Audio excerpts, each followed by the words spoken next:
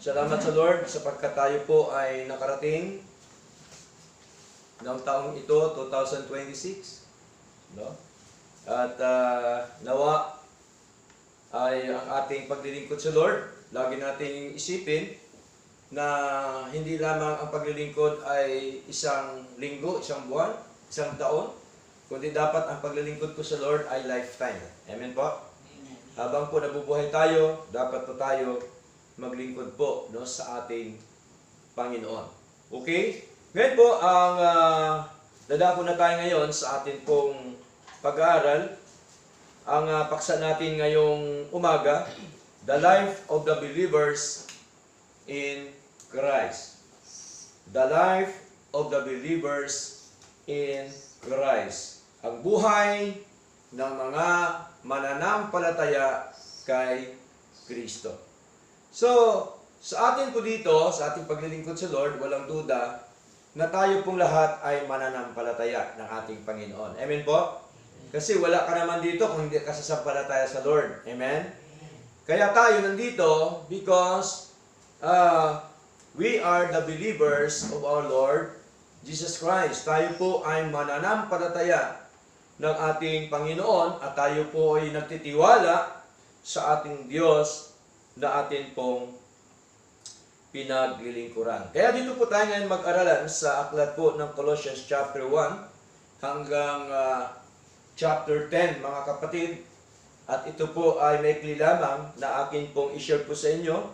At I believe na ang salita po ng Diyos ang siyang nagbibigay po sa atin ng sigla, ng lakas, encouragement sa atin pong paglilingkod na ito sa harapan po ng ating Panginoong Diyos. Okay? So, sa ating pag-aaral na ito ay umpisan po natin sa atin pong introduction po, mga kapatid. Of course, alam po natin na ito po ang Book of Colossus ay isinulat po ito ni Pablo sa church, no, ng ating Panginoon, doon po sa church po ng Colossus. Right? Ito po ay naka-address sa mga mananampalataya na katulad po natin na tayo din po ay mananampalataya ng ating Panginoon. Tandaan po natin, yung Kristo na kanilang pinilingkuran, wala pong pagkakaibang Kristo na ating paglingkuran dito sa Biblia. Tama? Okay? Kasi kung pag-usapan yung Kristo, marami pong Kristo sa labas. Di po ba? Meron nga din po Kristo ng sabungan. Di ba? Tawag na Kristo sa sabungan po. No? Kristo din po yun. Pero hindi po yung Kristo na ating pinaglilingkuran. Yung Kristo na ating paglilingkuran ay Panginoong Kristo dito po sa banal na kasulatan. Ito po kasi ang tunay at totoong Panginoong Kristo na atin pong pinaglilingkuran. Paul is not teaching how to be saved eternally, but how those already saved by grace ought to live. No? So, malinaw po na yung ating pag-aaral na ito ay makita po natin na si Pablo hindi ho nagtuturo para tayo maligtas, kundi tayo ay ligtas na sa biyaya ng Diyos, kaya dapat tayo ay mamuhay po sa harapan ng ating Panginoon. Okay? Kaya ang dahilan kung bakit tayo po ay nagpapatuloy, sapagkat tayo ligtas na. Amen po? Hindi po para maligtas. Okay? Kundi tayo ligtas na eternally, and then ang buhay po natin dito sa lupa, para po hindi magiging miserable, of course, tuloy-tuloy po tayo, no, sa paglilingkod po, no, sa ating Panginoon. Okay? So, there are some important teaching of Paul. No, makita ho natin, sabi po niya sa verse 1, sabi po dito sa Colossians chapter 3 verse 1, if you then be risen with Christ, seek those things which are above, where Christ sitteth on the right hand of God. Kung kayo nga'y muling binuhay na kalakip ni Kristo, ay hanapin ninyo ang mga bagay na nangasa itaas, na kinaroroonan ni Kristo na nakaupo sa kanan ng Diyos. So number 1, sa ating outline, our union with Christ. Makita ho natin yan sa unang saknong. Sapagkat ang sabi po dito, if you then be risen with Christ. Yung ating pakipag-isa, yung ginawa ng ating Jesucristo sa buhay po natin, dapat lagi po natin yan i-acknowledge, dapat lagi po natin yan i-recognize sa buhay po natin na ito pala ang ating Jesucristo ay namatay, inilibing, after 3 days ay nabuhay na magmuli para po sa katubusan ng ating mga kasalanan. Amen po? Sapagkat once na ganyan lagi ang ating kaisipan sa ating paglilingkod na ito, mga kapatid, ay makita ho natin lagi na sa kaligtasan pala, wala hong bahagi ang tao. Kundi, ang kaligtasan eternal, ang gumawa po, walang iba, kundi ang ating Panginoon. So malinaw, sabi ni Pablo, kung kayo nga'y muling binuhay, nakalakip ni Kristo. Kasi po, bakit sinabi po yan ni Pablo? Sapagkat tandaan po natin, hindi ho lahat na mga pumupunta sa simbahan, talaga hong kasama na, no? Sa pagkabuhay ng ating Jesucristo. Meron dyan mga peke, mga, di po ba, meron mga nagkukunwari lang. Tama po? No? Hindi lahat tupa ng ating Panginoon. Minsan meron hong kambing na dumadalo na na kung saan po ay nag-oobserba lang, no? Pero iba yung motibo, iba po yung kanyang pakay sa kanyang pagdalo sa gawain po ng ating Panginoon. Pero dito, pinakita po ni Lord na sa pagitan po ng aral ng ating Panginoon, at ito po ay sinulat ni Pablo, ay malinaw po na the truth of this verse is spiritual resurrection and quickened already accomplished by God. So natapos na po yan, makita na po na natapos na, ginawa na po ng ating Panginoon, kaya nga po, meron na tinatawag na union with Christ, no? Ano po ang basihan? Ano po ang ating pruweba sa ating pong sinasabing ito na kung saan po ay binuhay tayo na kalakip ni Kristo. Ano po bang ginawa natin pa sa Kristo? Alam po natin yun na siya po tayo po ay tinubos, no, ng ating Panginoon. At ang pagtubos po ni Lord sa atin, libre po, walang bayad. Dahil kanyang biyaya po yun eh. Tama? Siya pong may gawa eh. Basahin po natin, aklat po ng Romans. Okay? Romans po mga kapatid. Basahin po natin ang Romans. Okay? Romans chapter 3, verse 24. No? Sabi po dito, being justified freely by His grace through the redemption that is in Christ Jesus. Palibhasa, inaring ganap na walang bayad ng kanyang biyaya sa pamamagitan ng pagtubos na kay Kristo Jesus. So tayo po ay biniyaan lamang po ng ating Panginoon. Kinawaan po tayo, okay? Biniyaan po tayo ng Diyos para tayo tubusin ng ating Panginoong Hesus Kristo. Kaya sabi ko dito sa Ephesians chapter 2 verse 5 up to verse 6, sabi dito, even when we were dead in sins, no? Yun po kasing kalagayan po natin dati, no? Tayo ay patay dahil sa kasalanan pagsuway, no? Hath quickened us together with Christ. Tingnan niyo po malinaw po 'yon. Na tayo po ay binuhay, no? Nakalakip ni Kristo. Kasama po nating Jesucristo. Kung paano po binuhay ating Jesucristo na magmuli after 3 days sa kanyang kamatayan, ganon din po tayo, kasama po tayo roon. Sabi po ni Pablo. Kaya sabi dito, by grace, ye are saved. Kaya tayo po inaligtas dahil po sa biyaya ng ating Diyos. Pag sabing biyaya, ang gumawa lamang po ng kaligtasan natin ay ang ating Panginoon.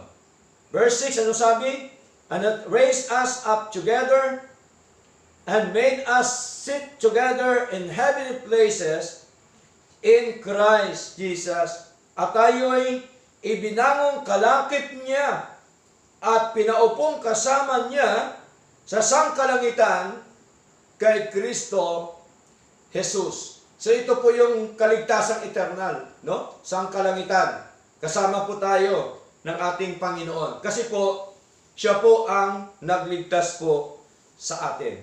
Kaya ang sabi po dito sa aklat po ng Ephesians, mga kapatid, okay? Ephesians chapter 1, verse 1 up to verse 3. Sabi po dito, Paul, an apostle of Jesus Christ, by the will of God, to the saints which are at Ephesus, and to be faithful in Christ Jesus. Grace be unto you, and peace from God our Father, and from the Lord Jesus Christ. Verse 3, Blessed be the God and Father of the Lord Jesus Christ, who hath blessed us with all spiritual blessings in heavenly places in Christ. Tingnan niyo po, kung niyo po nakita, binanggit na naman po ulit ni Pablo yung tinatawag po na heavenly places in Christ. Kasi po, tayo pong tagapagmana ng kaharian ng Diyos. Amen po? Tayong tagapagmana ng langit. Para sa atin po yun, mga kapatid. Kasama po yung ating Panginoon, Heso Kristo. Kaya pasalamat po tayo dahil tayo po ay patay dati, subalit tayo po'y binuhay sa pamamagitan po ng pagbuhay po ng Diyos sa atin, kasama po ang ating Panginoong Heso Kristo. Kaya wala hong dahilan para hindi po natin paglingkuran yung ating Diyos. Amen po? Wala hong dahilan para hindi natin purihin, dakilain, sambahin, at bigyan po natin ng atensyon ang ating Diyos sa buhay po natin. Okay? At dapat yan, prioridad po siya sa buhay po natin. Amen po? Okay? Dapat malinaw na kung saan po dapat si Lord ay sentro po ng buhay po natin. Siya pong pinakauna dapat sa buhay po natin. No? Nakakalungkot minsan, maraming mga Kristiyano na si Lord pinakalatak na, pinakahuli na sa kanilang buhay, no? Inuuna pa po yung ang mga bagay sa mundo ito bago po sila maglingkod po sa ating Panginoon. Hindi po ganoon, mga kapatid. Kaya anong sabi po sa Matthew chapter 6 verse 33, But seek ye first the kingdom of God and His righteousness, and all these things shall be added unto you. No? Kailangan talaga hanapin muna natin, unahin muna natin paghanap.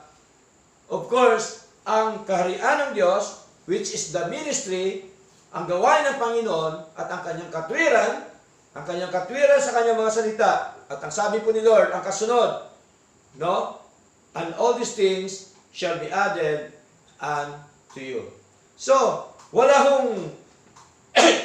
hong sinabi na unahin natin yung mga bagay sa mundo ito, kundi unahin po natin yung ating Panginoon. Romans chapter 6 verse 4, sabi po dito, Therefore, we are buried with Him by baptism into death, that like as Christ was raised up from the dead by the glory of the Father, even so we also should walk in newness of life. Tingnan niyo po, yung resulta ng pagtubos ng Panginoon sa atin, ang ating pagbabagong buhay, no? Sa paglilingkod po sa ating Panginoon. Kasi kailangan consistent po tayo sa ating paglilingkod sa Lord. Tandaan po natin, once na babakante tayo sa paglilingkod po sa Panginoon, may tendency ng ating pong spiritual life ay magkaroon po ng kahinaan. Amen po? Hanggang sa nagkakaroon na po yan ng umpisa pala yan, maliit na, hanggang sa lumaki na po yan, hanggang sa ikaw ay mawala na po sa paglilingkod sa ating Panginoon. Okay? So, kailangan consistent ang paglilingkod po sa Lord. Okay? Ano po ba? Mahirap ba paglingkuran ng Diyos? Sa iba, nakikita natin, ibang Kristiyano, hirap na no? Hirap na ibigay ang kanilang sarili sa Lord. Tama? Hirap pagdating ng Sunday, napakabigat ng katawan. Di po ba? Hindi ho ganun, mga kapatid. So, malinaw po na tayo po ay nagkaroon ng tinatawag na newness of life. Tayo ngay nangalibing, nakalakip niya sa pamamagitan ng bautismo sa kamatayan. So, pagbabago po yan ng buhay. Ang bautismo, pagbabago ng buhay. Hindi para ka maligtas sa impyerno. Amen po? Newness of life. Yun po ang sinasabi ng ating Panginoon. Sapagkat tayo kasama na po ni Lord, na kung saan siya po'y nabuhay na magmuli. No? Na kung paano si Kristo ay nabuhay na maguli sa mga patay sa pamamagitan ng kahatian ng Ama, ay gayon din naman tayo'y makalalakad sa panibagong buhay. Tingnan niyo po, newness of life, yun po ang mahalaga po, mga kapatid. Okay? Kaya, dapat hindi lamang po ang nagbabago ang taon. Di ba? Dapat ang buhay din po ng Kristiyano, nagbabago din po yan. Tama po? Sa anong paraan? Sa pamamagitan po ng salita ng Diyos. Sa pamamagitan po ng pagkilos ng ating Panginoon, mga kapatid. Kaya dito po, ano ba pong sabi dito? For if we have been planted together in the likeness of His death, we shall be also in the likeness of His resurrection.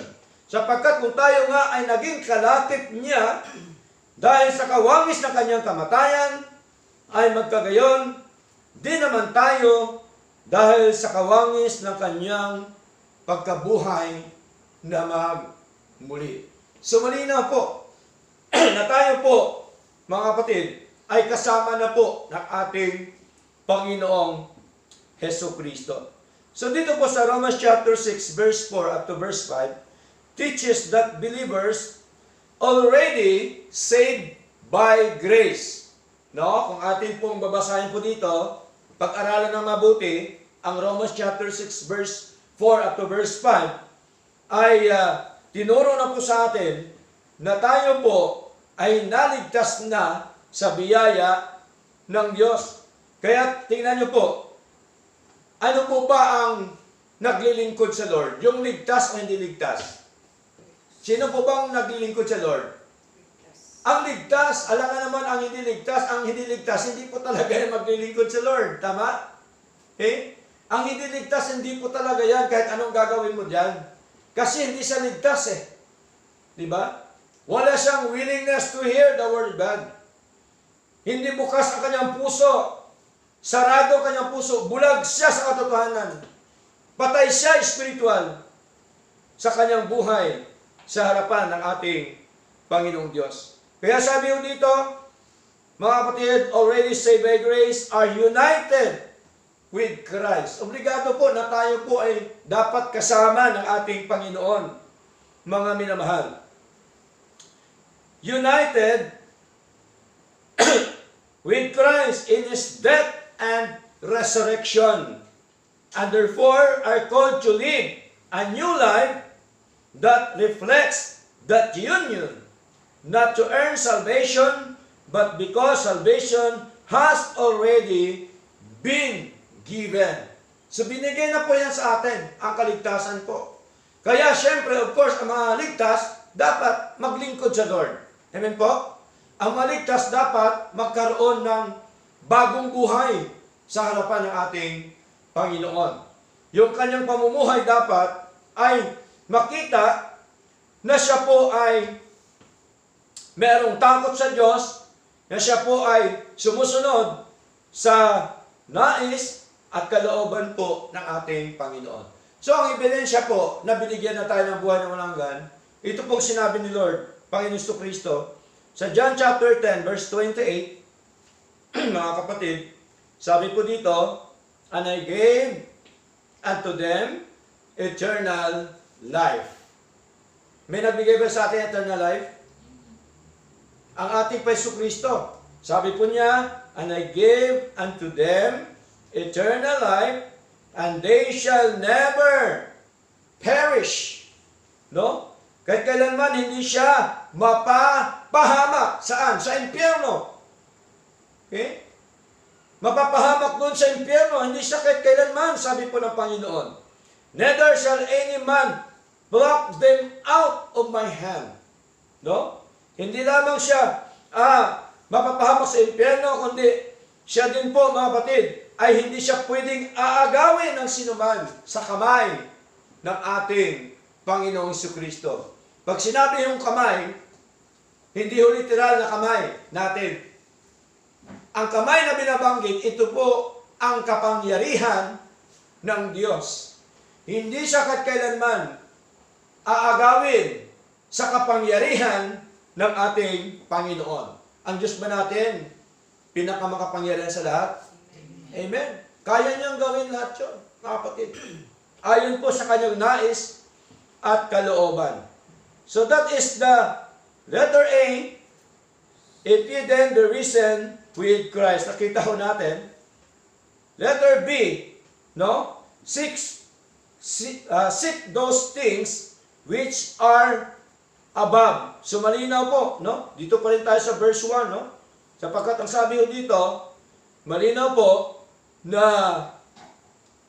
ang sabi po ni Pablo sa Colossus chapter 3 verse 1, mga kapatid, if you then the risen with Christ, seek those things which are above. No, hanapin ninyo ang mga bagay na nangasa itaas. Ito po bang ginagawa natin? Hinahanap natin mga bagay na sa itaas? Yes. Kasama po ang pagsamba, kasama po yung paglilingkod sa Lord, kasama po yung ating pagpupuri po sa ating Panginoon, kasama po yung ating fellowship sa ating Panginoon. So ito po, this is a command to the living child of God. Utos po ito ng ating Panginoon. Not to the dead sinner. Hindi po ito inutos sa mga patay na mga kasalanan ng mga tao, kundi ito po ay inutos po ng Panginoon sa mga buhay na mga anak po ng ating Diyos. Seek implies effort. Pag sinabi pong hanapin, dapat magkaroon ka ng effort. Tama? Meron kang action na ginagawa. Kasi hinahanap mo eh. Di po ba? Kaya nga, ang ating buhay na ito, tinatawag po na living sacrifice. No? Sa harapan ng ating Panginoon. Kaya sabi po ni Lord, sa pagitan po ni Pablo, Romans chapter 12 verse 1, sabi ni Paul, I beseech you therefore, brethren, by the mercies of God, that you present your bodies a living sacrifice. Kasi po, kailangan nandun tayo sa gawain po ng ating Panginoon. Meron pong attendance ang paglilingkod sa Lord. Amen po? Hindi ako pwede, nasasabi na, hindi, okay naman na, alam naman na ni Lord eh. Kahit na hindi na ako pupunta sa simbahan, hindi po ganun mga kapatid. Effort nga eh. No? Living sacrifice nga ang tinuturo po sa atin ng ating Panginoon. Okay? Next, letter C, set your affection on things above. Sa verse 2, sabi po dito, Romans chapter 3 verse 2, set your affection on things above, not on things on the earth. Ilagak ninyo ang inyong pag-isip sa mga bagay na nangasa itaas. Huwag sa mga bagay na nangasa ibabaw ng lupa. Kaya po, dito, ibig sabihin po, ang lagi dapat nating isa-isip, dapat ilagak natin sa isip po natin, yung mga bagay na espiritual. Amen po? Ito pong tinatawag na mga bagay sa itaas. Ito po yung mga spiritual things na dapat po natin gawin sa ating paglilingkod sa Lord. Kaya ang buhay natin dapat balansyado lang po yan. Tama po? Hindi po pwede naangat yung flesh at ang spiritual natin na buhay ay bababa. Kailangan pantay lamang po, mga kapatid. Walang sa taas, walang bababa. Tama? Kaya po, di po ba, pag may gawain po ang ating Panginoon, dapat bigyan po natin ng halaga. Amen po? Kasi, biro mo, Lunes hanggang Sabado, para sa atin yon. Pamumuhay natin. Tama po? Tatrabaho tayo, lahat natin, ginagawa po yon. Pero tingnan niyo po, every Sunday lang po, yung para kay Lord. Tapos minsan, wala pa. Di ba? Di ba nakakalungkot po? Okay? Ikaw man may-ari ng isang may hawak na tao, kumpanya. Siyempre, malulungkot ka pagka ang mga empleyado mo lagi absent. Tama? Ano pong mangyayari doon? Ganoon din po sa paglilingkod sa Lord. Kasi tayo, mga anak po ng Diyos. Tayo po yung mga kamanggagawa ng ating Panginoon. Tayo po yung mga laborers ng ating Panginoon sa kanyang ubasan, sa kanyang church. Kaya dapat, nandun po tayo, kaya dapat nating isipin lagi yung mga bagay na nasa itaas, mga spiritual na mga bagay, mga kapatid. Huwag sa mga bagay na nangasa ibabaw ng lupa. Kasi mga bagay sa ibabaw ng lupa ay temporary lang po yan. Amen po? Temporary lang po sa ibabaw ng lupa yung mga bagay dito sa mundo. Temporary lang po yan. Lahat po na mga nasa atin, temporary lang po. Pero doon po sa langit, mga bagay na spiritual, mga kapatid, hindi po yan temporary, kundi po yan eternal po yan. Yung pinag-usapan po, eternal po, mga minamahal. The heart follows the new nature. No? Gusto po ni Lord na meron tayong bagong pag-uugali, bagong buhay, no? Sa harapan ng ating Panginoong Diyos na buhay. Kaya sabi po ni David, nung si David po ay bilang lingkod ng Diyos, siya po ay nagkasala sa Panginoon. Ano po nawawala kay David? Kaligtasang eternal po ba o kagalakan sa paglilingkod sa Lord? Nawawala sa kanya yung kagalakan ng kanyang paglilingkod sa Panginoon. Tingnan niyo po, mga kapatid. Sabi po dito, Psalms chapter 51 verse 10, sabi po ni David, "Create in me a clean heart, O God." Kasi mahalaga po yung puso. Mga kapatid. At tandaan po natin si Lord tumitingin sa puso. Amen po? Nakikita po yan ni Lord lahat kung ano pong ating motibo sa ating paglilingkod na ito. Kaya sabi ni David, "Create in me a clean heart, O God, and renew a right spirit within me." Malinaw po yan, mga kapatid. No? Na kung saan po ay likhaan mo ako ng isang malinis na puso, O Diyos, at magbago ka ng isang matuwid na espiritu sa loob ko. Kasi po, ang nawawala po sa kanya, mga kapatid, tandaan po natin, yung tinatawag po na joy of His salvation. No? Basahin po natin, Psalms chapter 51, mga kapatid. Okay? Verse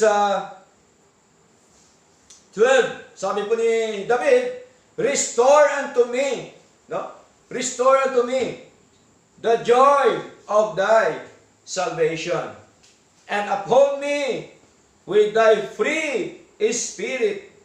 Malinaw po, ibalik mo ako, ibalik mo sa akin ang kagalakan ng inyong pagliligtas. So, ang ibabalik ni Lord, kailangan lamang, pagka tayo po ay magbalik loob sa Lord, yung kagalakan ng ating kaligtasan. Hindi yung kaligtasan nawawala. Amen po? Ang nawawala po, once na nakasalang anak ng Diyos, ang nawawala, yung joy of His salvation sa kanyang buhay sa harapan po ng ating Panginoon. Kaya ito po ang prayer po ni David, mga kapatid. So pwede din po natin ito ipinalangin sa Lord. Amen po? Ito po ay pattern na panalangin po ni David na siya po ay nagpapakumbabang puso sa harapan ng ating Panginoon. Next, mga kapatid, the child of God still battles the flesh. Tayo po ay nakipaglaban araw-araw sa ating laman. No? Tandaan po natin, ang battleground ay dito lamang po sa ating sarili. Right? Bakit po?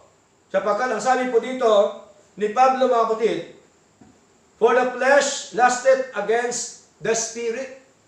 No? Naglalabanan po yan. Ang laman at saka yung espiritu. Ano pa pong sabi dito? And the spirit against the flesh. And these are contrary. Magkakalaban sila. The one to the other. So that you cannot do the things that you would. Sapagkat ang laman ay nagnanasa ng laban sa espiritu. At ang espiritu ay laban sa laman. Sapagkat ang mga ito ay nagkakalaban upang huwag ninyong gawin ang mga bagay na inyong ibigin. Kaya dapat ang mga bagay na ating gawin, yun lamang dapat ang gusto ng Diyos, yung ibig po ng ating Panginoon. Okay? Now, ano pa po mga kapatid? Verse 3. Sa atin pong pinag-aralan po ngayon, Colossians chapter 3, verse 3 po mga kapatid.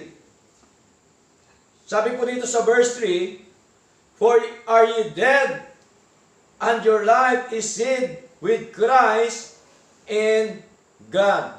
So dito po makita natin, our life is hid with Christ in God. No? At nakatago daw yung ating buhay sa kasama si Kristo sa Diyos. Ito po yung tinatawag na eternal security is taught clearly. No? Itinuro po malinaw, itinuro po ni Pablo yung ating pong eternal security. Our life is safe, hidden, and secure in Christ. No, secure na po yung ating buhay, yung ating eternal life sa ating Panginoon. Kaya po ang panalangin po ni Pablo, 1 Thessalonians chapter 5 verse 23, sabi po dito, and the very God of peace sanctify you wholly, buo, and I pray God your whole spirit and soul and body be preserved blameless unto the coming of our Lord Jesus Christ. Tingnan niyo po, nakapreserve na po ang ang ating incorruptible body sa pagdating ng Panginoon. Ano pa? Yung ating espiritu at ang ating kaluluwa. Malinaw po yun na kung saan ito po ay nakapreserve na po. Iningatang buo na po ito ng ating Panginoon na walang kapintasan sa pagparito ng ating Panginoong Hesu Kristo. Kaya mahalaga yung paglilingkod sa Lord. Okay? Para po tayo, madatnan po ni Lord na naglilingkod po sa Kanya. Tingnan niyo po, meron tinatawag po na preservation of the saints. Yung pag-preserve nito, yung ating kaligtasan at buhay na walang hanggan sa ating Panginoon. Iba yung preservation at iba yung perseverance. Ang perseverance po, dito lang po yan sa lupa. Pero ang preservation na sinasabi po, mga kapatid, ay yung ating kaluluwa, ang ating espiritu, ay iniligtas na, mga kapatid, at kasama po ng Panginoon doon po sa langit. Kaya nga po, for ye are dead, and your life is hid with Christ in God. Dati po tayo ay patay, mga kapatid, sapagkat kayo nangamatay na, sabi po ni Pablo, sana po tayo patay. Patay na tayo sa kasalanan at pagsuway, dahil sa ginawa po natin kay Kristo, at ang sabi po ni Pablo, at ang iyong buhay, ay natatagong kasama ni Kristo sa Diyos. Next, letter E, mga kapatid. Sa number 1, ating pinag-aralan. Letter E. Sabi dito, when Christ shall appear. Verse 4, when Christ, who is our life, shall appear, then shall he also appear with Him in glory. No? Pagka si Kristo na ating buhay ay mahayag nga rin kayo na kasama niya sa kaluwalhatian. Ito po yung tinatawag po, mga kapatid, na future glorification is certain and the final phase of our salvation. Ito pong final phase of our salvation. Bakit final? Kasi ito na po yung pagdating ng ating Panginoon. Naniniwala ba tayo na darating po si Lord? Amen. Meron po bang second coming of our Lord Jesus Christ? Amen. Yes! Meron po, mga kapatid. Anong ebidensya? 1 Thessalonians chapter 4, verse 16. Sabi po dito sa wikang Tagalog, sapagkat ang Panginoon din ang bababang mula sa langit.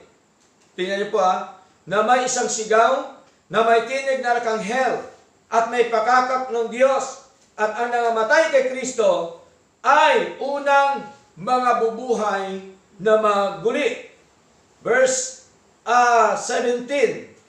Kung magkagayon, tayong nangabubuhay na nangatitira ay agawin kasama nila. Sinong kasama nila? Yung mga nangamatay na binuhay ng Panginoon. Kasama nila sa mga alapaap upang salubungin ang Panginoon sa hangin, at sa ganito'y sa Panginoon tayo magpakailan man. Tingnan niyo po, di ba masarap? Pagka tayo kasama ni Lord, amen po? Amen. Paniwalaan po natin ito dahil ito talaga yung totoo na sinasabi po ng ating Panginoon sa pamamagitan po ni Pablo. Tandaan po natin si Pablo hindi ho nagjo-joke. Amen? Totoo po siya. At ang pinag-usapan dito, yung ating kaluluwa, yung ating buhay, mga kapatid, sa ating pampaglilingkod sa Lord. So makita ho natin na ito pong 5 phases of our salvation ay ang may gawa noon ay ang ating Diyos, mga kapatid. Wala hong ginawa ang tao doon sa ating kaligtasan. No? Sapagkat before the foundation of the world, meron na pong pinili, hinilang po ang Diyos. May karapatan po ba si Lord pumili? Amen. May karapatan ba si Lord na maghirang?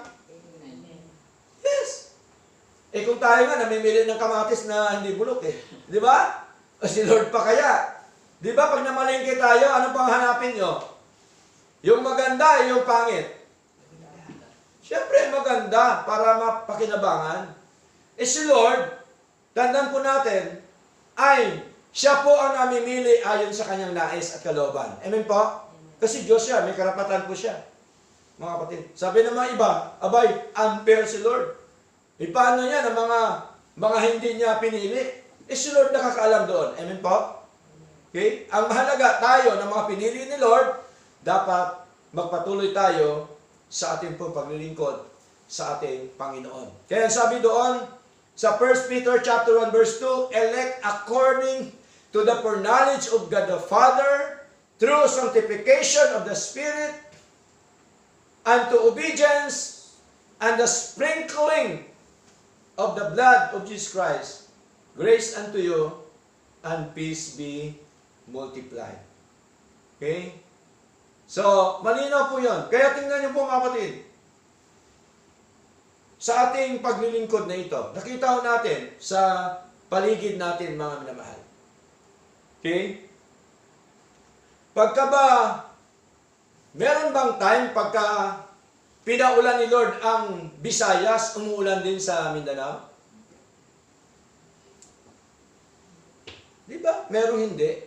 Hindi naman lahat pinapaulan ni Lord, tama? Kasi yun ang gusto niya Di ba? Meron mga ulan na pulo-pulo. Di ba? So, meron din naman time na kung gusto ni Lord, paunanin niya lahat. Tama? Okay? Luzon, Visayas, Mindanao. Kasi nga, gusto po yan ni Lord. Will po yan ni Lord Hindi naman natin will ano susunod. Amen po? Ganon din po sa paghirang, pagpili po niya sa atin. No? Kaya sabi ng marami, hindi. Si Lord pala ay unfair. Hindi po. Sinagot na po yan ni Pablo, mga kapatid. Okay, basahin po natin Romans chapter 9, verse 14. No? Sabi po ni Lord, sa magitan ni Pablo, sabi dito, ano nga ang ating sasabihin? Meron baga kayang kalikuan sa Diyos? Huwag nawang mangyari. Sapagkat sinasabi niya kay Moises, no, sinong niya ni Lord, ako'y maawa sa aking kinawaan at ako'y mahabag sa aking kinahahabagan. Verse 16, kaya nga hindi na may ibig ni hindi tumatakbo, kundi sa Diyos na naaawa. O, tingnan niyo po. Kaya po ang kaligtasan natin, awat habag lamang ng Diyos. Biyaya lamang po yan ng Diyos, mga kapatid. Kaya pasalamat po tayo sa ating Panginoon. Kaya malinaw po na sa ating pinag-aralan pong ito, mga minamahal, ang tinatawag po na 5 phases of salvation, dapat alam po natin sa ating paglilingkod na ito. Yung tinatawag po na eternal phase of salvation, pag sinabi eternal phase, gawa ng Ama, hinirang tayo before the foundation of the world. Ang sunod ay vital phase of salvation, yung gawa ng anak, tinubos po tayo. Mga kapatid, that is the vital phase of salvation. Andyan po yan, no? Meron po tayo dyan, mga doktrina, kompleto po yan, mga kapatid. Kaya po, ay pagka atin po yan naintindihan at nawaan, tsak po yan, naging matibay po tayo sa paglilingkod po sa ating Panginoon. Okay, nadala ko po tayo ngayon, mga kapatid, sa number 2. Number 2, sa verse 5 ng ating pinag-aralan po ngayon, Colossus chapter 3, okay, verse 5, no? Sabi po dito sa verse 5, mortify therefore your members which are upon the earth, the mortification of the flesh. Pag sinabi pong mortify, ibig sabihin, mga kapatid, pag sinabi pong mortify, ang ibig sabihin po ito ay patayin ninyo o tanggalin ninyo, iwanan ninyo, alisin ninyo ang mga gawa ng laman. Yun po yung ibig sabihin. Hindi ibig sabihin patayin mong sarili mo. Hindi yun. Tanggalin, alisin yung mga gawa ng laman, mga kapatid. Okay? Yung mga hindi karapat-dapat sa ating Panginoon. Yung mga sanhi ng ating pagkakasala po sa Lord. Ibig sabihin po yun, mga minamahal. Basahin po natin, sapagkat sabi dito, sa wikang Tagalog, patayin na ninyo ang inyong mga sangkap ng katawan na nasa ibabaw ng lupa. Ano po ba mga sangkap ng katawan na sa ibabaw ng lupa na ginagawa ng marami ngayon? Kahit po mga Kristiyano, kahit po sinasabi nila sila'y mananampalataya. Ano po yon? Yung tinatawag po na fornication. Pakikiapid. Alam po ba, ang pakikiapid, di lamang po yan physical, kundi spiritual din po. Maraming nakikiapid spiritual. Anong ibig sabihin po? Nang ibig sabihin po, mga kapatid, once na alam mo na ang katotohanan ng salita ng Diyos, tapos nandun ka pa sa maling katuruan, that is spiritual fornication. Alam mo na eh. Pinaunawa na ni Lord sa iyo, mga kapatid. No? Pakikiapid. Yun po yung number 1 na ginagawa ng marami po ngayon, mga minamahal. Okay? So, alam po natin yan, no? Next, mga karumihan. No? Karumihan ng pamumuhay. Okay? Kasama po doon mga mga ginagawa na hindi kaya-aya sa harapan ng Diyos. Masamang pita. No? Masamang pita ng ating laman, ng ating isip. Masamang pita ng ating mga mata, no? Masasamang nasa at kasakiman. No, ganun din po 'yan, kasakiman sa buhay. No, walang kakontentuhan sa buhay. Di ba? Na iya'y pagsamba sa mga Diyos-Diyosan. So kapag ka pala ginagawa din ito ng mga Kristiyano, ng mga mananampalataya, siya din pala ay sumasamba nito sa mga ginagawa na ito. Kasi po, lagi ho niyang ginagawa. At alam mo ba, ang tinatawag po na pakikiapid, ay pakipaglaban po yan, mga kapatid, no? Sa ating Panginoon. Okay? Basahin po natin, mga kapatid. Okay? O mga ngalunya, o pakikiapid, no? Sabi po dito, James chapter 4, verse 4, Kayo mga lunya, hindi ba ganinyo nalalaman na ang pakipagkaibigan sa sanlibutan ay pakikipag-away sa Diyos? Tingnan niyo po, sino man ngang mag-ibig na maging kaibigan ng sanlibutan ay nagiging kaaway ng Diyos. So, sa atin, ayaw natin na maging kaaway po si Lord. Amen po? Okay? Kaya po, huwag tayong gagawa ng anumang kasamaan po, mga kapatid. Sa harapan ng ating Panginoon, dapat sundin po natin yung mga sinasabi po ng ating Diyos. Sundin natin yung mga payo po, no, ng ating Panginoon. Kaya ang sabi ko pa po dito, mga kapatid, tuloy ho natin. Okay? Sa verse 6, mga kapatid, ituloy po natin, verse 6, na dahil sa mga bagay na iyan, ay dumarating ang kagalitan ng Diyos. Tandaan po natin, si Lord nagagalit po. Amen? Nagagalit ba si Lord? Ang Diyos po pag-ibig, subalit siya din po ay nagagalit. Napupuot din po siya, no? Sa mga taong masuwayin. Sa kanya mga anak na masuwayin po, mga kapatid. No, mortify means patayin, tanggalin, iwanan, alisin ang mga gawa ng laman. Mortification is daily discipline, mga kapatid. Not instant perfection. Ang pagkukonvert sa atin, hindi po yan instant. Kaya nga kailangan natin makinig ng salita ng Diyos, kailangan natin sumamba, kailangan natin magbasa ng salita ng Diyos, kailangan natin araw-araw na manalangin sa Lord, kasi po, yun po ang ating panangga. No? Kasi po ang flesh at saka ang spirit natin, naglalaban po yan. Naglalaban, kaya kailangan yung ating spiritual na buhay ay alagaan po natin ng mga bagay na spiritual. Alagaan po natin ang salita po ng Diyos. Okay? Anong sabi pa po dito? Na inyo ring nilakaran ng una nang kayo'y nangabubuhay pa sa mga bagay na ito. So, tinutukoy lang po ni Pablo na ang nilalakad natin noon, dapat wag na po nating lakaran. Amen po? Yung buhay natin noon, nung wala pa tayo si Lord, dapat hindi na po natin ulit gawin po yun. Sapagkat dapat meron na tayong tinatawag na newness of life. Meron na po tayong pagbabago ng buhay po natin, mga kapatid. Okay? Kaya, sabi dito, yun daw ang ating lakaran noon, ay nabubuhay tayo sa mga bagay na yon, pero dapat meron na po tayo newness of life. Now, Romans chapter 8 verse 13, anong sabi po dito? Sabi po dito, sapagkat kung mga buhay kayo ng ayon sa laman, ay mga matay kayo. Datapat kung sa pamamagitan ng Espiritu, ay pinapatay ninyo ang mga gawa ng laman, ay mga bubuhay kayo.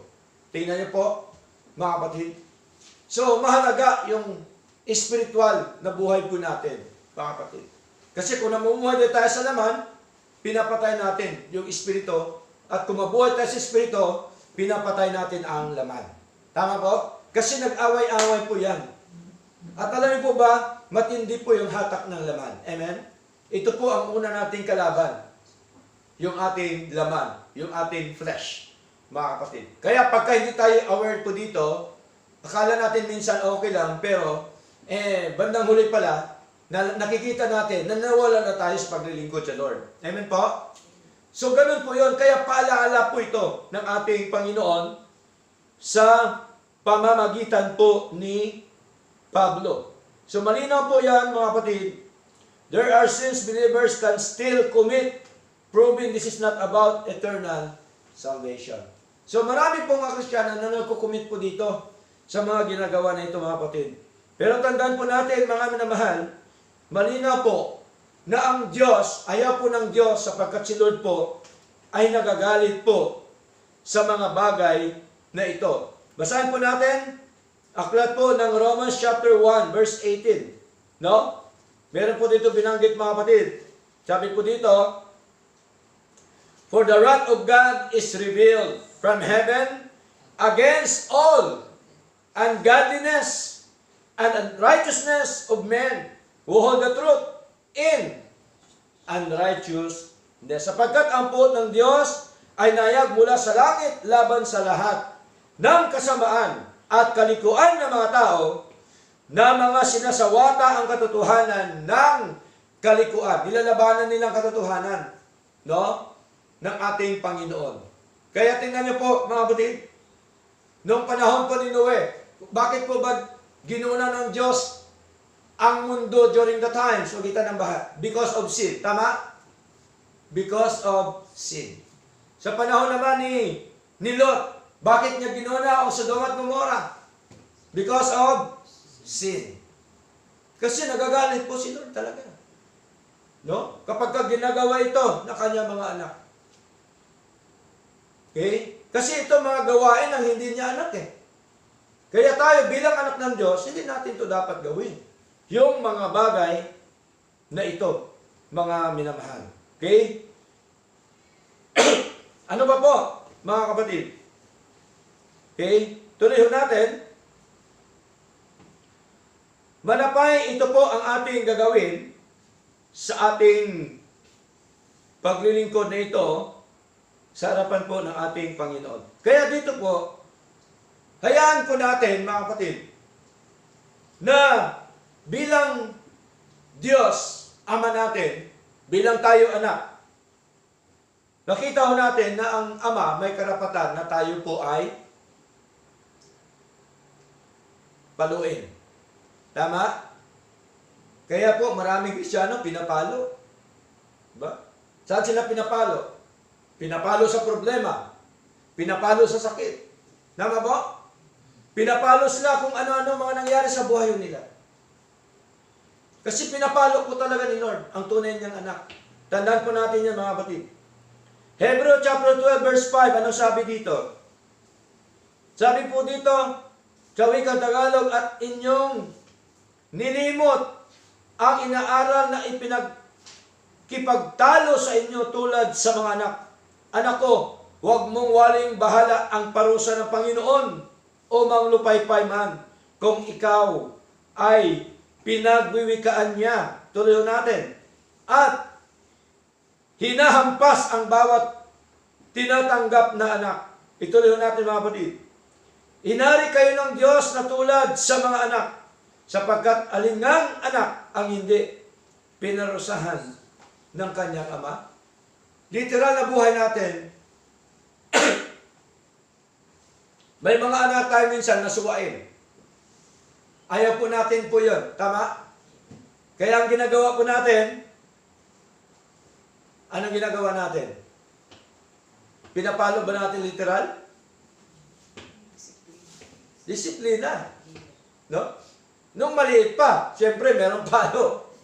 Pero nung lumaki na, baka tayo ng paluin. Pag malaki na, siyempre palo ng payo. Tama? Pinapayuhan mo. Palo din po yan. Sinasabihan mo, pinalalahanan mo. Kasi po, ayaw ng ama na mapahamak yung kanyang anak. Tayo din po, sa harapan ng Diyos, ganun din po ba? Yes. Ganun din po tayo. Walang ama na makita niyang kanyang anak na nasadlak sa hirap. Tama po? Sabi naman ng iba, hindi, meron pastor. Meron kaming kapitbahay, yung ama, pinabayaan ng mga anak, siya nag-iinom. Responsable po yun. Tama po? Responsable ama yun. Di ba? Pero kung ikaw ama na responsable, aba, hindi mo hayaan po yun. Sasabihan at sasabihan mo yung iyong anak. Palalahanan at palalahanan mo ang iyong anak. Kaya malinaw po, mga kapatid, na meron talaga palo si Lord. Huwag na natin hintayin, napaluin pa tayo ni Lord. Tama? Okay? Kaya maglingkod tayo sa ating Panginoon. Okay? Sundin natin ang kanyang mga utusan. Pag sinunod ba natin ang utusan ni Lord, madadagdagan ba ang araw natin? Pangako po yan ni Lord eh. Basahin po natin. Aklat po ng Proverbs, okay, chapter 3. Mga kapatid. Sabi po ni Lord, My son, forget not my law, but let thine heart keep my commandments. For length of days and long life and peace shall be added to thee. Tingnan niyo po. Kaya po, ang utos po ni Lord sa kanyang anak, huwag daw natin kalimutan yung kanyang mga kautusan. Di po ba? Kundi ingatan daw sa ating mga puso ang kanyang mga utos. Pag sinabi ingatan, ibig sabihin gawin. No, i-execute sa buhay po natin. With action sa buhay po natin. Kaya malinaw po, sapagkat karamihan ng mga araw at mga taon ng buhay at kapayapaan ay madadagdag sa iyo. Tingnan niyo po, kung tayo po'y tuloy-tuloy na naglilingkod sa Lord, di po ba? Bagamat po marami mga struggle, nandun pa rin kapayapaan na binigay ng Diyos. Tama? Amen. Mahabang buhay ibigay po sa atin ni Lord. Pangako po yan ni Lord, mga kapatid. Okay? So, malinaw po. Ano pa po? Number 3. Sa verse 8 up to verse 9, malapit na po tayo, mga kapatid. Okay? Putting off the old man. Pag sinabi pong putting off the old man, hubarin ninyo. No? Hubarin natin, alisin natin, tanggalin natin ang ating ang ating lumang pagkatao. No? Basahin po natin, mga kapatid. Okay? Romans chapter 3, verse 8. Sabi po dito, datapat ngayon ay inyo namang layuan ang lahat na mga ito. Galit, kapuutan. Di po ba? Minsan may mga bagay na sinusubukan po tayo, nagagalit tayo. No? Pero sabi ni Lord, ito po dapat ay layuan po natin. No? Yung mga galit, kapuutan, paghihinala, panunungayaw, mga salitang kahalay-halay na mula sa inyong bibig. Kaya sabi dito sa verse 9, huwag kayong mga bulanan sa isa't isa. Yamang hinubad na ninyo ang datihang pagkatao, pati ng kanyang mga gawa. So, doon po pumapasok yung pag-alis natin, paghubad natin sa dati nating pagkatao nung wala pa tayo sa Lord, mga kapatid. Malinaw po yung sinasabi po ng ating Panginoon. Put off all this anger, wrath, malice, blasphemy, filthy communication. This affect church harmony and Christian testimony. So tinuturuan tayo ni Lord na mamuhay, na maayos, ng lahat na ito ay alisin po natin. At ang sabi niya, lie not one to another. No? Huwag tayong karoon ng pagsisinungaling sa isa't isa. Truthfulness flows from the new nature. Dapat tayo maging tapat sa harapan po ng ating Panginoon. Amen? So, kung tapat tayo sa maliit na bagay, dapat maging tapat din tayo sa malaking bagay. Paano tayo pagkatiwalaan ni Lord na malaking bagay? Kung sa maliit na bagay, hindi tayo tapat sa ating Panginoon. Amen po? Kaya dapat tayo maging tapat sa maliit na bagay hanggang sa malaking bagay na ibinigay ng Diyos sa atin, mga kapatid. Okay? So wag tayong magsisinungaling sa araw-araw po nating buhay, no? Hindi naman dapat ang buhay hindi naman kailangan ipagsinungaling eh. Tama ba? Okay? Dapat tayo, lantad kasi nakikita din po yan ni Lord, mga kapatid. Lantad po yan sa Lord lahat. No? Iniisip mo pa lang, sasabihin mo pa lang, alam na po yan ng ating Panginoon. No? Seeing that ye have put off the old man. This is positionally true in Christ. But practically ongoing. Ito na po yan. Tumatakbo na po yung ating buhay po sa Lord. Amen po? Tuloy-tuloy po yan. Kaya tayo, tuloy-tuloy din. Of course, sa paglilingkod po sa ating Panginoon. Number 4, putting on the new man. No? Hubarin natin, tapos isuot natin yung bago pamumuhay. Parang damit lang po yon. Siyempre, ang damit mo pag mabahaw na, anong gagawin? Ihubarin mo, tanggalin mo. Oh. Para maging mabango ka ulit, anong gagawin mo? Palitan mo ng damit na bago. Di ba? With perfume pa po yan. Di ba? O, di mabango ka, ibig sabihin, bagong buhay mo na sa Lord. Tama? Sa paglilingkod sa Lord, tanggalin mo na ang luma mo, mga ginagawa mo noon. Tapos, yakapin mo ngayon, isot mo ngayon, gawin mo ngayon yung bagong pagkatao sa harapan ng ating Panginoon. Okay? So malinaw po yan mga kapatid, na putting on the new man, sa verse 10, anong sabi dito? At kayo'y mga bihis ng bagong pagkatao na nagbabago sa kaalaman ayon sa larawan niyang lumalang sa Kanya. Kay Lord, magbago po tayo sa ating Panginoon. Meron ba mga tinuturo ni Lord na mga bagay na practical na pamumuhay sa ating paglilingkod sa Kanya? Yes, meron. Kaya itong sundin natin, mga payo po ng ating Panginoon. Yung knowledge ni Lord, mahalaga, mga kapatid. Kaya po, di ba, ang sabi dito, 2 Corinthians chapter 5, verse 17, therefore, if anyone be in Christ, he is a new creator. All things are passed away. Behold, all things are become new. Yun po, yun talaga ang nakipag-isa kay Kristo. Tayo po ba nakipag-isa kay Kristo? Mukhang mahina yata. Tayo po ba nakipag-isa kay Kristo? Amen. Amen. Kaya nakipag-isa kay Kristo ay bago ng nilalang. Ang may gawa noon ng Diyos sa buhay po natin, mga kapatid. Siyempre, sa ating practical na buhay, kasama din po tayo doon. Kaya nga tayo binigyan ni Lord ng buhay para gumawa, tama? Para may aksyon. Para tayo makapag-perform sa ating pagsunod sa kalooban po ng ating Panginoon. Ang pagsunod po natin, hindi po yan cause para tayo maligtas. Ang pagsunod natin, ebidensya po yan ng ating kaligtasan at buhay na walang hanggan. Kaya tayo sumusunod sa ating Panginoon. Renewed in knowledge. No? Dati, ang katalinuhan natin sa mundo, dapat ang katalinuhan natin, yung katalinuhang espiritual na tinuturo po ng ating Panginoon. Renewed in knowledge. Growth comes through gospel teaching, not legalism. Pag sinabing legalism, ibig sabihin, hindi yung galing sa katalinuhan ng tao. Amen? Hindi po galing sa tao, ibig sabihin.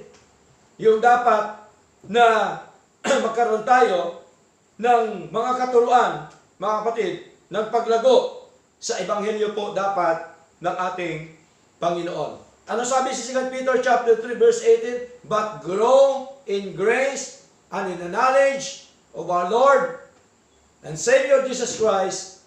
Malinaw po yan mga kapatid. Na ang sabi ho dito, to Him be glory both now and forever. Amen. So, utos ni Lord na tayo po'y lumago ng kaalaman sa biyaya po ng ating Panginoon. Okay? So, malinaw po yon. Then, 2 Corinthians chapter 4 verse 6, for God who commanded the light to shine out of darkness hath shined in our hearts to give the light of the knowledge of the glory of God in the face of Jesus Christ. Tingnan niyo po, mahalaga yung knowledge of light na makita ho, mga kapatid, sa buhay po natin, na ito po ay kuluwalhatian na kung saan sa pamagitan po ng ating Panginoong Hesu Kristo. So, next, yung tinatawag po na after the image of Him that created Him. Restoration of God's image in daily living. Psalm chapter 51 verse 12, sabi dito, restore unto me the joy of my salvation. Yun pong sinabi ni David. Kasi po, nung nakasala siya, ay nawala sa kanya ang kaligtasan, ang kagalakan ng kaligtasan po niya sa harapan ng ating Panginoon. Colossians chapter 3 verse 1 up to verse 10 teaches how a living child of God should live, not how a dead sinner is made alive. Eternal life is by grace alone. Tandaan po natin, ang walang hanggang buhay ay biyaya lamang ng Diyos. Walang halo. Period na po yan. Walang dugtong. But gospel living requires obedience, discipline, and growth. The believer's duty flows from what Christ has already done, not to earn favor. The whole truth of this passage, mga kapatid, o passages, tandaan po natin, sa buhay po natin, meron na tayong eternal security. Ginawa po yan ng Diyos. Nakapreserve na po ang ating buhay na walang hanggan. Regeneration before faith. Una, regeneration, and then kasunod yung ating faith. Tama? Hindi po unang faith, sunod regeneration, hindi ho.